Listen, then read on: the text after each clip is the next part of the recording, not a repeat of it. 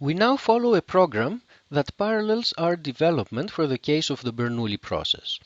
We will study the time until the first arrival, a random variable that we denote by T1. We are interested in finding the probability distribution of this random variable, and later on we will continue and try to study the time until the kth arrival.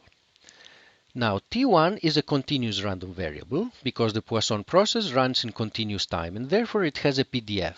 But instead of finding the PDF directly, we will first find the CDF of this random variable. So we fix a certain time t and we're asking for the probability that the first arrival happened during this interval. Now this is 1 minus the probability that the first arrival happened outside this interval. So we can write this probability as 1 minus the probability that t1 is bigger than t. But what is this event? The first arrival occurring after time little t is the same as saying that there were no arrivals in the time interval from 0 to little t. And this probability of 0 arrivals in a time interval of length t is something for which we already have a formula. Take this formula and replace k by 0, tau by t. When k is equal to 0, this term is something to the 0th power equal to 1. Using our convention that 0 factorial is equal to 1, we're left just with e to the minus lambda t, and this is the answer for the CDF of the time until the first arrival. We then take the derivative, and we find that the PDF of the time until the first arrival has this form, which is the PDF of an exponential random variable. Of course, this calculation here is only valid for t's that are non-negative. For negative t's, the PDF of t1 is of course 0. For the exponential random variable, we have seen that it has certain memoryless properties. Namely, if I condition on the event that nothing has occurred until a certain time t, and I'm interested in the time from now until the first arrival occurs, this remaining time until the first arrival is again an exponential distribution. That is, looking ahead from this time, I will still wait an exponentially distributed amount of time until I see the first arrival. Whatever happened in the past and how long I have been waiting doesn't matter. Starting from this time, I will still wait an exponentially distributed amount of time. This is essentially an expression of a fresh start property of the Poisson process, which is analogous to the fresh start properties for the Bernoulli process, and we will be discussing this fresh start property a lot more. Having figured out the distribution of the time of the first arrival, let us now study the time of the kth arrival, a random variable that we denote by y sub k, similar to the case of the Bernoulli process. This random variable is a continuous one because arrivals happen in continuous time, so it takes continuous values, and therefore it will be described by a PDF, and this is what we want to find. In order to find it, we will make use of the Poisson PMF that we have already derived for the number of arrivals during an interval of a fixed length. One approach to finding the PDF of yk is the usual program, similar again to what we did for the case of the first arrival time. We can first find the CDF and then differentiate to find the PDF. So what is the CDF? We want to calculate the probability that yk is less than or equal to some number little y. Now, what is this event? The kth arrival occurs by time y. This means that by time y, we've had at least k arrivals. We've had k arrivals, or maybe k plus 1, or maybe k plus 2.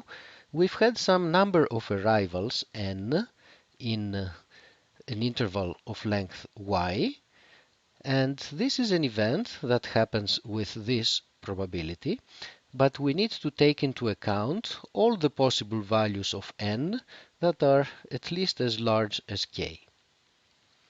Now, we have a formula for this probability, the probability of n arrivals in an interval of given length. This is the Poisson PMF with appropriate changes of symbols. So we can take this expression, substitute it here, and then differentiate, do some algebra, and find the answer. Instead of carrying out this algebra, however, we will proceed in a more intuitive way that will get us there perhaps faster. And the derivation that we will follow actually parallels the one that we went through in the case of the Bernoulli process. The intuitive argument that we will use will rest on the interpretation of a PDF in terms of probabilities of small intervals. So the PDF evaluated at some particular point y times delta is approximately the probability that our random variable falls within a delta interval from this number little y that we are considering. So here times 0, here's time y, and here's time y plus delta. We want to find or to say something about the probability of falling inside this small interval. Now, what does it mean for the kth arrival to fall inside this interval? This is an event that can happen as follows. The kth arrival falls in this interval, and we've had k minus 1 arrivals during the previous interval. What is the probability of this event? A basic assumption about the Poisson process is the independence assumption. Therefore, having k minus 1 arrivals in this interval and having 1 arrival in this interval are independent events. Therefore, the probability of this scenario is the product of the probabilities that we've had k minus 1 arrivals in an interval of length y times the probability that we've had one arrival in an interval of length delta. And that latter probability is approximately equal to lambda times delta. So I should write here an approximate equality instead of an exact equality to indicate that there are other terms, order of delta squared for example, but which are much smaller compared to delta. However, this is not the only way that we can get the kth arrival in this interval. There's an alternative scenario. We might have had k minus 2 arrivals during this interval and then 2 arrivals during that little interval. In this case, the kth arrival again occurs within that little interval.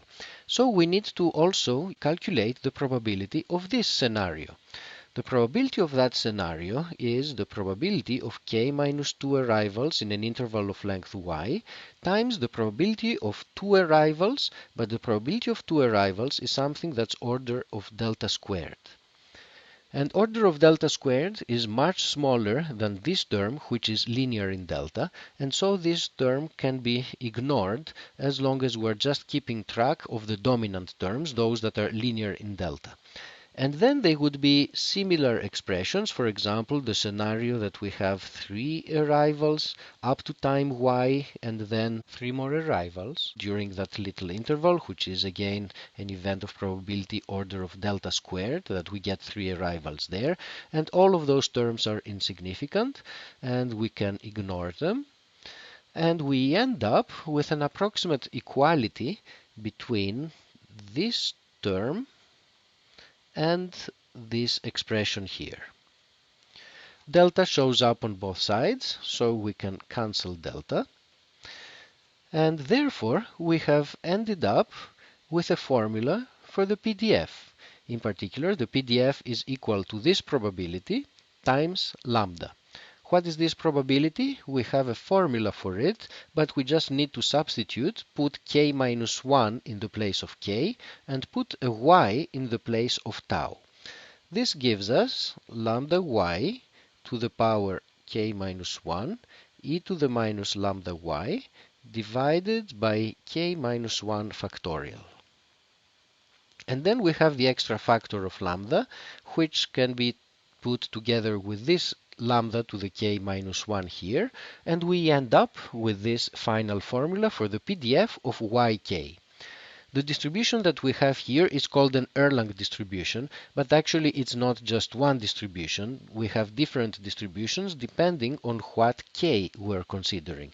The distribution of the time of the third arrival is different from the distribution of the 10th arrival.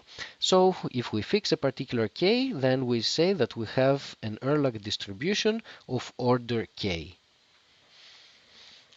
For the case where k is equal to 1, This term here disappears, k minus 1 is equal to 0, and the denominator term disappears, and we end up with lambda times e to the minus lambda y. But this is the exponential distribution that we had already derived with a different method earlier. As you increase k, of course, you get different distributions, and these tend to shift towards the right. This makes sense. The time of the second arrival is likely to take certain values. The time of the third arrival is likely to take values that are higher. And the more you increase k, the more the distribution will be shifting towards the right.